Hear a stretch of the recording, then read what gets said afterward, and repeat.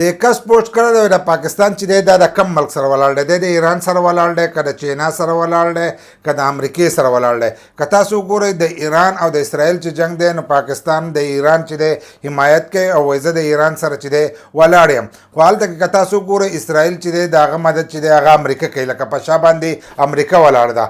دغه شانتې چاینا او د امریکې چې دی د هغه هم اختلاف دی. نو چې اختلاف نو موږ د چاینا سره ولاړو، چاینا سره زموږ د ډېر وخت نه دوستي ده. دغه شانتې که زموږ تعلق وګورو نو هغه هم د امریکې سره دی، د امریکې سره موږ هم ولاړو. نو د کس دا خبره کړې وای په دې نه پوهېږم چې د پاکستان ولاړ د چا سره دی. ځکه که دلته د ایران سره ولاړ نو هلته کې په شا باندې د اسرائیل چې دی امریکه ولاړه ده، نو ته د هغه خلاف شوې. دلته کې د امریکې سره چې دی ته هم ولاړې، دلته د چاینا سره ته هم ولاړې چې د هغه او د امریکې چې دی خلاف دلته کې. نو په دې پالیسۍ باندې چې دی زه د پاکستان نه پوهېږم. نو د دې په باره کې تاسو هم خپل رایه چې دی هغه زموږ سره شریک کړئ چې د پاکستان د کم ملک سره ولاړ دی، چاینا سره ولاړ دی، د ایران سره ولاړ دی، که د امریکې سره ولاړ دی. او نن سبا خو د اسرائیل او د ایران چې دی جنګ روان دی، نو په دې کې هم پته نه لګي چې دی د چا سره ولاړ دی.